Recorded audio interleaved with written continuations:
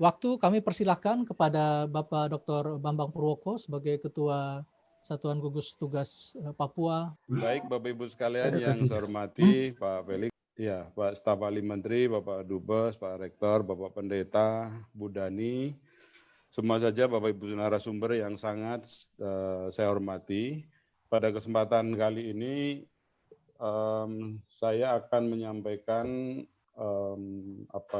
beberapa masukan kebijakan strategis untuk Bappenas, tapi juga mungkin bisa dieksekusi oleh stakeholders lain di semua stakeholder di Papua.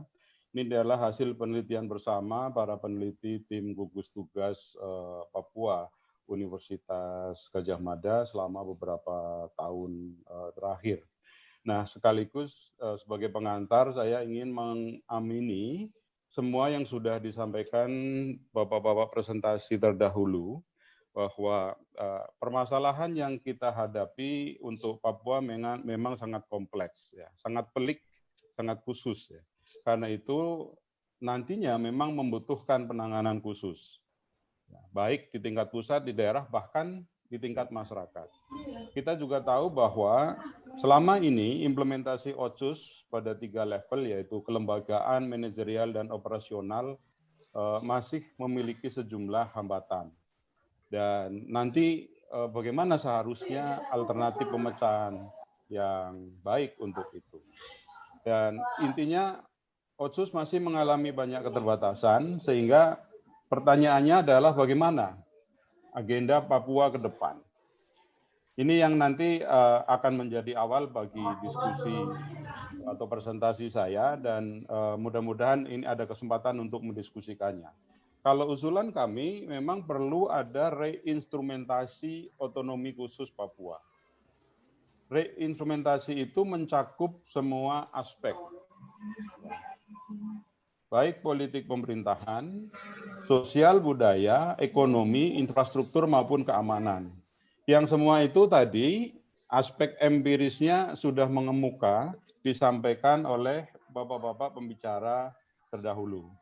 Persoalan tata kelola pemerintahan, persoalan tantangan etnisitas yang ada, kemiskinan, aksesibilitas terhadap fasilitas pendidikan, kesehatan yang rendah, dan seterusnya, ya, sampai ke persoalan konflik-konflik sosial yang terjadi dan juga keamanan. Saya tidak akan mendetailkan di bagian ini, tapi saya ingin langsung masuk ke apa toh yang seharusnya dilakukan ketika harus kita melakukan reinstrumentasi OCUS. Yang pertama, ya, ini usulan kami sekaligus ke Bappenas, Pak Felix, Pak Okto. Ya. Siapa Pak ya? Ya, dari sisi spirit, ya, bukan sekedar mengulangi, tapi harus mempertegas apa yang sudah disampaikan sebelumnya. Spiritnya harus tentu saja proteksi, ya, afirmasi, rekognisi, dan akselerasi. Ini sudah muncul di dalam Undang-Undang 21 2001 maupun undang-undang tambahannya, tapi memang konteks implementasinya yang kita belum menemukan secara real di lapangan. Bagaimana seharusnya proteksi dilakukan, afirmasi dilakukan, rekognisi, akselerasi, dan sebagainya. Nah, ini spiritnya. Nanti kita detailnya di bagian berikutnya. Lalu strateginya adaptif dalam pengertian kita mengakomodir nilai-nilai lokal, disesuaikan dengan nilai-nilai lokal. Lalu akomodatif terhadap konteks permasalahan yang ada di Papua. Akseleratif artinya ada proses-proses percepatan, itu dari sisi strateginya. Nah, intervensinya yang harus dilakukan pada 3 level. Nah, ini nanti saya akan sampaikan mengapa penting intervensi pada 3 level, yaitu pada level sistem, pada level kelembagaan, maupun pada level individu. Nah, di level sistem, saya mulai dulu di sini, maka harus ada regulasi di satu sisi kuat, tetapi juga sesuai dengan kebutuhan atau konteks Papua. Ya. Ini sistemnya kita buat dulu. Apakah Undang-Undang 21 yang sekarang itu sudah mencukupi atau perlu ada pembaharuan? terhadap Undang-Undang 21, Undang-Undang Otsus misalnya, regulasinya. Ya. Nah, di samping tentu saja apakah Perdasus yang ada di Papua maupun Papua Barat sudah mencukupi untuk mengatur semua aspek tata kelola pemerintahan, adat, gender, dan sebagainya. Nah, kita harus lihat level sistemnya. Yang kedua, pada level kelembagaannya. Sejauh mana agensi dalam hal implementer, baik di pusat maupun di daerah, ya, memiliki kemampuan manajemen tata laksana yang baik untuk melaksanakan regulasi atau sistem itu sendiri. Di pusat misalnya, ya, apakah mampu misalnya regulasinya itu mengatur bahwa setiap kementerian mempunyai kesamaan visi sekaligus kemampuan implementasi yang sama, motivasinya sama kuatnya untuk pelaksanaan Otsus Papua. Apakah pemerintah daerah, kelembagaan di tingkat lokal, provinsi dan kabupaten juga mempunyai kemampuan manajemen tata laksana yang sama kuatnya. Nah, ini pada level kelembagaan yang tentu saja ini didukung di level individu. Harus didukung di level individu. Yaitu meliputi knowledge, skill, and work ethics. Pengetahuan dari setiap stakeholders, kalau pejabat yaitu pejabat, keterampilan maupun etos kerja, baik di pusat maupun di daerah. Apakah setiap menteri memiliki komitmen yang sama untuk membangun Papua? Di level dirjen, di level direktur sampai ke bawah. Apakah setiap kepala daerah juga memfokuskan dirinya untuk membangun daerah dalam rangka implementasi Otsus? Para kepala dinas, kepala distrik, kepala kampung. Jadi bagaimana pemerintahan itu bekerja dari sisi kelembagaan karena dasarnya regulasi, tapi didukung oleh individu-individu yang memiliki kompetensi maupun komitmen yang tinggi. Ini persoalan yang harus kita persiapkan bersama. Nah, karena itu menggarisbawahi apa yang disampaikan oleh Bappenas ya dalam RPJMN ada DIS ya, apa itu THIS ya. Saya mengambil holistiknya saja. Yang kedua, holistik harus dalam pengertian ada kebijakan sinergis ya, antara sistem tadi sudah disebutkan individu dan organisasi yang pertama. Yang kedua, juga harus ada sinergi koordinasi kelembagaan horizontal di pusat maupun di daerah. Bappenas mampu mengkoordinasikan kementerian lain supaya sama-sama mari kita curahkan hati, pikiran untuk pembangunan Papua. Jangan setiap kementerian main sendiri-sendiri misalnya. Juga ada sinergi dan koordinasi antara kelembagaan secara vertikal. Bagaimana yang dilakukan pusat, dilakukan juga oleh daerah secara sinergis. Bukan pusat jalan sendiri, daerah jalan sendiri. Ya. Dan yang penting juga adanya dedikasi, loyalitas, dan komitmen dari semua pemangku kepentingan. Saya selalu menggarisbawahi aspek ini, ya, karena bertahun-tahun berinteraksi, ya, khususnya memang dengan kalangan pejabat pemerintahan, ya, saya belum menemukan adanya eagerness, gairah yang sama di kalangan para pejabat untuk membangun daerah. Saya justru menemukan ada kecenderungan rendahnya sense of publicness di kalangan para pejabat. Kalau para aktivis, oke. Ya, Pak Samuel Tabuni, Agus Sumule, Pak John Kobe, luar biasa. Tapi di kalangan pejabat, kebanyakan itu ya rutinitas saja. Nah, ini yang harus kita lihat, apakah karena persoalan kemampuan menjalankan pemerintahan atau karena ada tantangan-tantangan lain yang kita tidak tahu. Nah, sehingga secara konkret langkah reinstrumentasi Otsus kami usulkan ada 6 yang harus dilakukan. Yang pertama, harus ada akomodasi terhadap model tata kelola dari masing-masing suku atau suku bangsa di Papua. Saya banyak belajar ini dari Pak Mansoben di Uncen ya, tentang bagaimana tipe-tipe kepemimpinan di Papua. Jangan-jangan model kelembagaan maupun tata kelolanya kita harus mengikuti temuan-temuan dari Profesor Mansoben itu tentang apa namanya model kerajaan, the big man on the Afi dan sebagainya misalnya. Dalam konteks ini pula saya mendukung apa yang disampaikan Pak John Gobe tentang pentingnya memuliakan adat. Pada akhir tahun 2019 kemarin kami berkeliling ke daerah-daerah wilayah Papua Tengah dan ketemu dengan para tokoh adat dan antara lain juga memikirkan bagaimana operasionalisasi dari gagasan memuliakan adat ini. Yang tadi sebagian sudah terjawab oleh Pak John Gobey sebenarnya. Itu yang pertama. Yang kedua, perlu ada reorientasi. Ini usulan konkret juga ke Bappenas.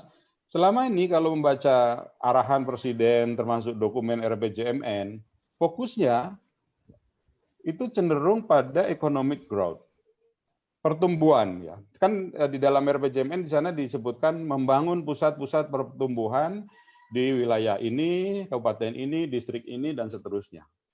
Tetapi membangun pusat pertumbuhan tanpa diikuti dengan penguatan SDM akan menjadi bumerang karena yang akan terjadi adalah marginalisasi orang asli Papua. Karena itu sangat penting di dalam desain perencanaan pembangunan maupun nanti implementasinya, orientasinya digeser ke people centered development. Ya. Ini diskusi saya, kami misalnya dengan seorang teman di University of Birmingham yang secara khusus juga meneliti tentang Papua. Bagaimana agar pembangunan manusia lebih diutamakan dalam periode waktu 5 tahun ke depan. Pendidikan ditingkatkan, yang artinya harus didahului dengan benar-benar usaha peningkatan kesehatan. Pemerintah daerah harus refocusing alokasi anggaran daerah benar-benar untuk people centered development.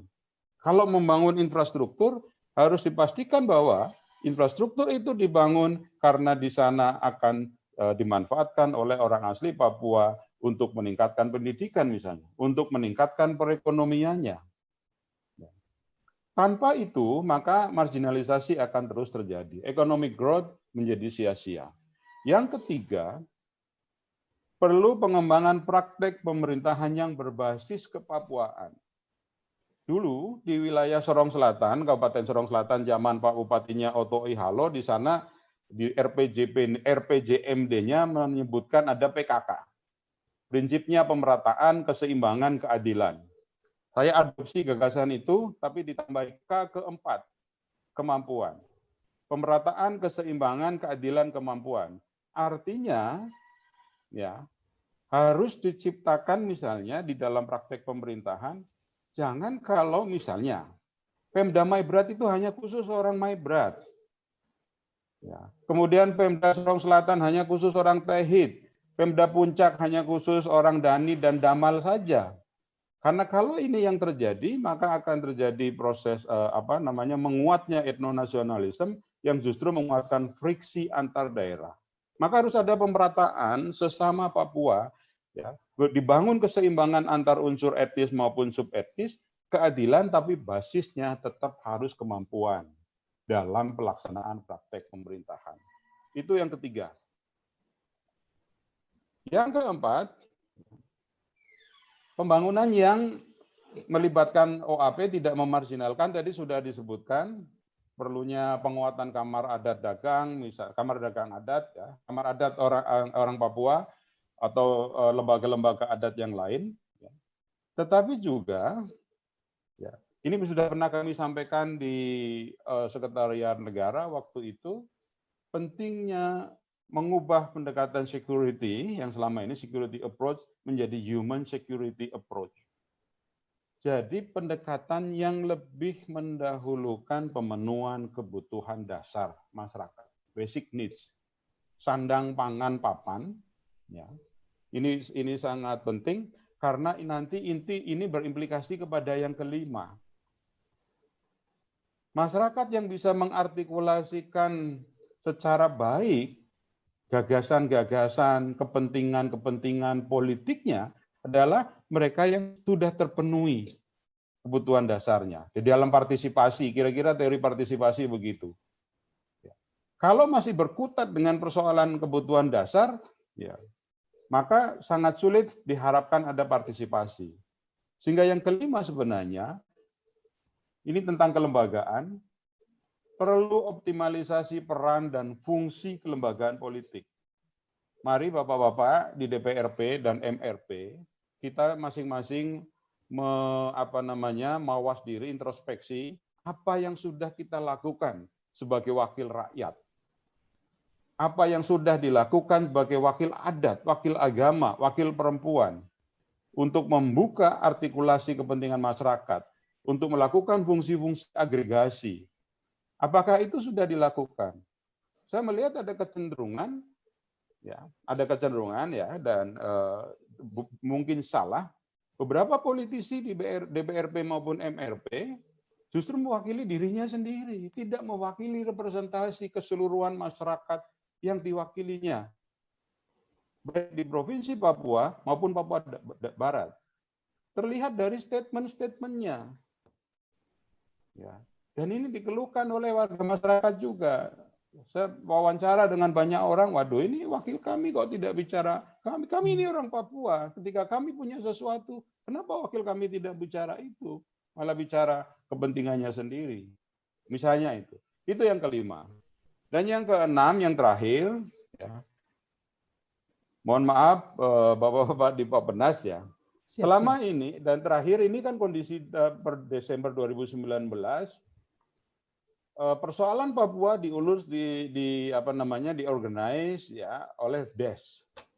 Yang itu Pak Felix pasti lebih tahu pada level mana DES itu berada dan sejauh mana DES Papua atau tim percepatan kesejahteraan Papua memiliki kemampuan misalnya bersinergi dengan kementerian lain, mengkoordinir kementerian lain dan sebagainya.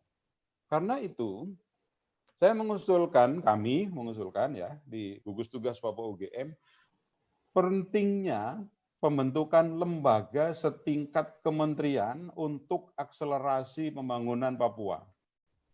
Ya. Kalau Presiden Jokowi serius, ya, pembentukan lembaga ini seharusnya segera dieksekusi. Ya, tentu saja akan ada plus minusnya, tapi ini adalah pilihan yang terbaik di antara pilihan-pilihan yang buruk.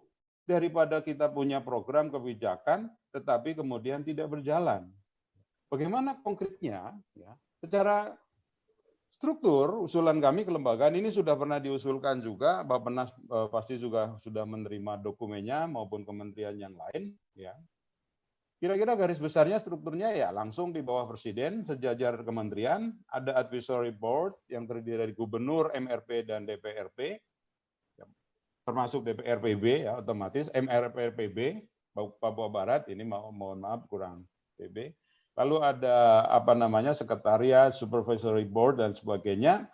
Lalu deputi-deputi yang meliputi ada infrastruktur, ekonomi sosial dan budaya, sumber daya alam, tentu saja HAM, hukum, dan politik. Sekaligus ini menjawab beberapa bapak-bapak narasumber terdahulu. Yang terakhir sekali, bagaimana plus minusnya lembaga ini? Apapun namanya ya, itu nama saya tempelkan hanya untuk memberi judul saja. Kira-kira kinerjanya ada dana khusus pembangunan Papua yang diperoleh dari dana OSUS sebagian, karena sebagian tentu saja harus distribusikan langsung ke pemerintah provinsi dan kabupaten kota. Ada alokasi APBN maupun kementerian lembaga untuk Papua yang selama ini berada di masing-masing kementerian, dan saya tidak yakin Des Papua mampu untuk mengkoordinirnya. Dan dana dari CSR, ya, Corporate Social Responsibility, dari BUMN, swasta, perusahaan-perusahaan besar dan lain-lain masuk, ya, lalu dikelola bersama ya, untuk pengembangan infrastruktur, pengembangan SDM, pengembangan ekonomi masyarakat, pengembangan dan pengendalian sumber daya alam. Tentu saja ada plus minusnya. Ya. Kalau kelembagaan ini nanti disetujui, ya, maka diharapkan ada sinkronisasi pelaksanaan program kegiatan kementerian lembaga sesuai dengan kebutuhan dan kepentingan daerah.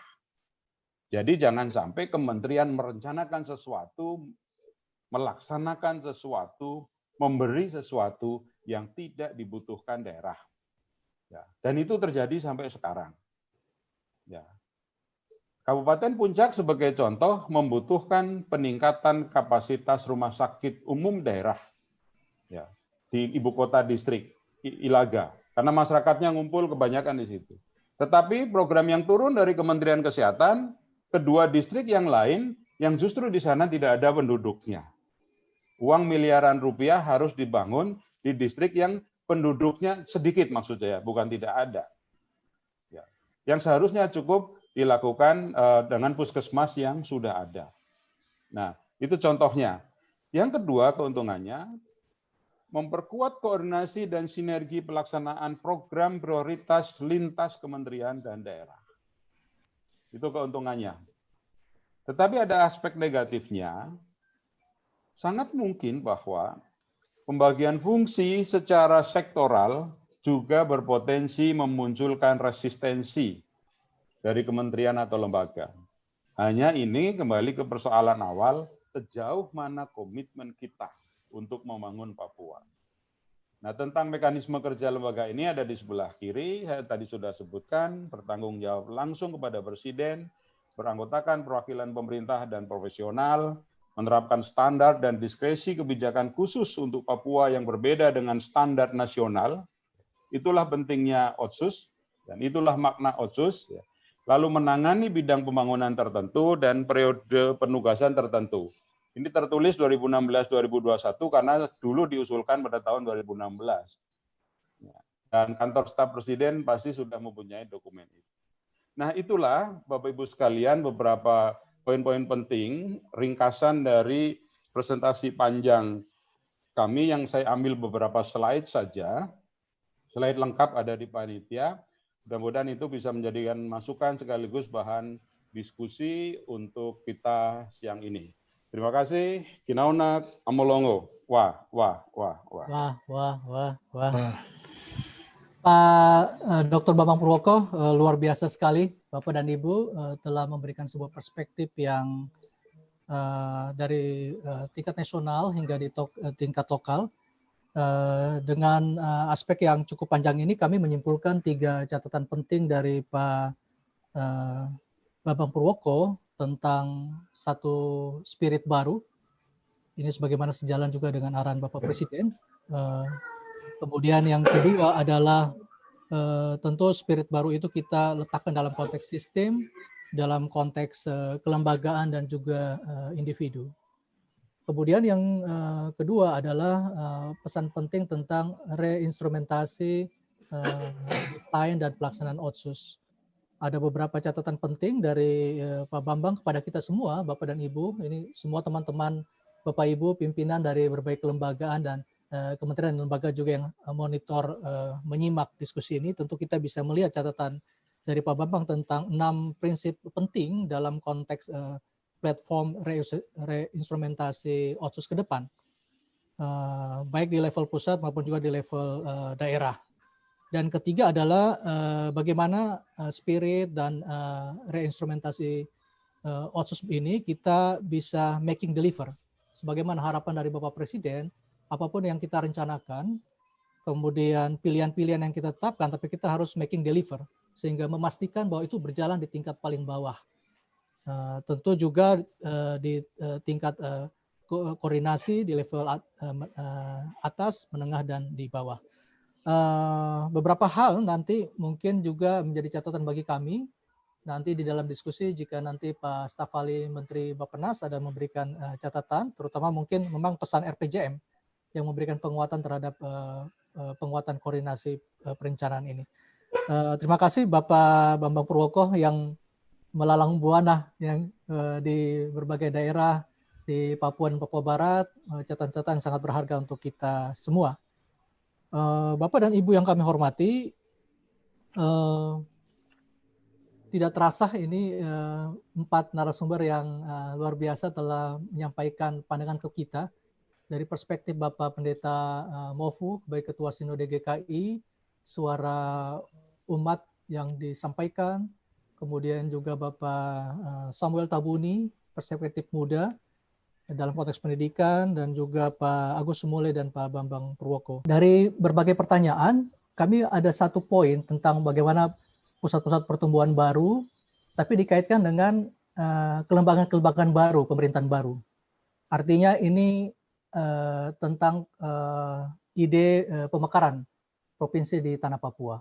Jika kami kaitkan dengan sedikit elaborasi dari Bapak Dr. Bambang Purwoko tentang pengalaman selama ini, kemudian tentang hubungan antara kelembagaan di pusat, provinsi, dan kabupaten, mungkin dari sisi perspektif akademik, Bapak Dr. Bambang Purwoko bisa memberikan gambaran tentang ide maupun mungkin pro kontra tentang pemekaran. Kami persilakan.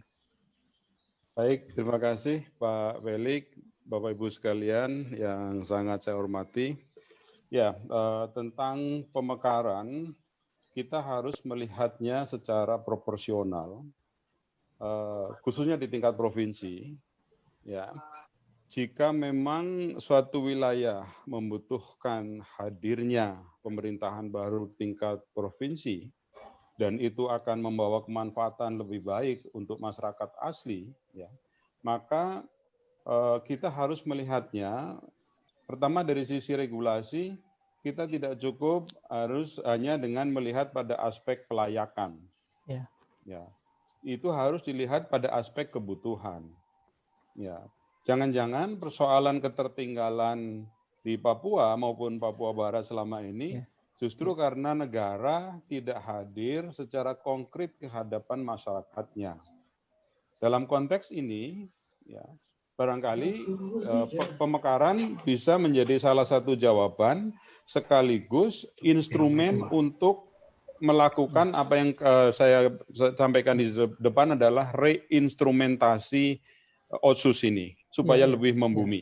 Itu secara ringkas Pak Felix terkait ide pemekaran. Jadi kita harus melihatnya dalam konteks kebutuhan, bukan sekedar menggunakan standar kelayakan menurut undang-undang maupun peraturan pemerintah yang kebetulan PP-nya sekarang belum ada, sehingga mengacu ke Undang-Undang 23 2014. Nah, tapi khusus tadi dengan diskusi-diskusi yang sudah kita lakukan, mohon izin sekaligus saya juga menyampaikan closing statement, Pak. Silakan Felix, Bapak, ya. Siap Bapak. Jadi kita sudah sangat sering berbicara gagasan bagaimana memajukan Papua, membangun Papua, sangat sering. Bahkan di kantor kami ya setiap hari kami memikirkan itu dengan Bappenas sangat sering. Persoalannya adalah sekarang bagaimana realisasi konkretnya pada semua sektor, pada semua masalah yang tadi saya sudah sampaikan. Nah, salah satu kata kuncinya, ya, tadi saya mengamini juga apa yang disampaikan Pak Mahfud Siddiq, ya. Ya, ketika kita akan pergi ke depan, kalau kita naik mobil, sekali-sekali boleh juga tengok ke belakang. Ya. Tapi jangan kita kemudian terbawa ke romantika masa lalu, dramatisasi masa lalu, yang itu justru akan mengganggu fokus untuk mencapai tujuan di masa depan. Jadi seperti lagu Jawa itu yang lagi populer itu, ya, tentang Kertonyo Medo Janji, sudah lurus saja, nggak usah tengok-tengok spion masa lalu yang tadi menurut Pak Mahfud Siddiq didramatisasi. Kita fokus ke depan. Yang kedua, kata kunci yang ingin saya sampaikan adalah sinergi dan koordinasi antara pusat dan daerah. Lembaga kami, ya, Gugus Tugas Papua UGM sering didatangi dan menjadi tempat curhat bapak-bapak dari Papua, kabupaten kota maupun provinsi. Nah, curhatnya macam-macam, tapi salah satunya adalah ya, kurangnya perhatian pusat kepada kebutuhan daerah. Jadi sekali lagi kebutuhan daerah.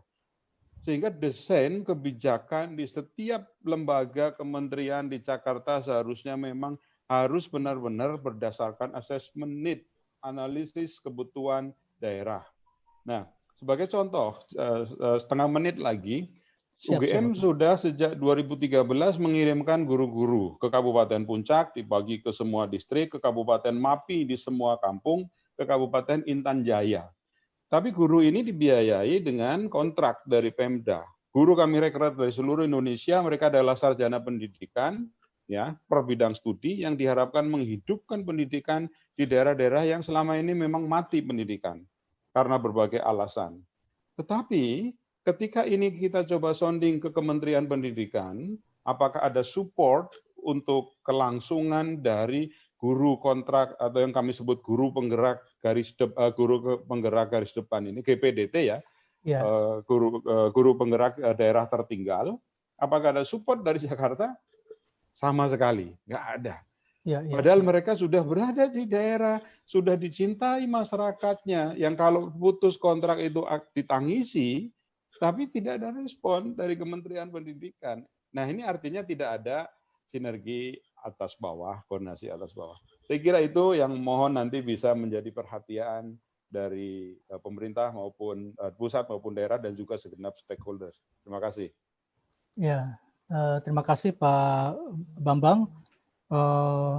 Menarik sekali untuk kita melihat Papua, tentu dalam konteks tadi pusat-pusat pemerintahan baru, tapi tentu kita dalam konteks yang proporsional dan tentu dalam konteks kelayakan dan manfaat. Kemudian juga tentang bagaimana making delivery. Jadi berbagai perencanaan yang ada ini kita bagaimana untuk realisasi yang konkret dan juga tentang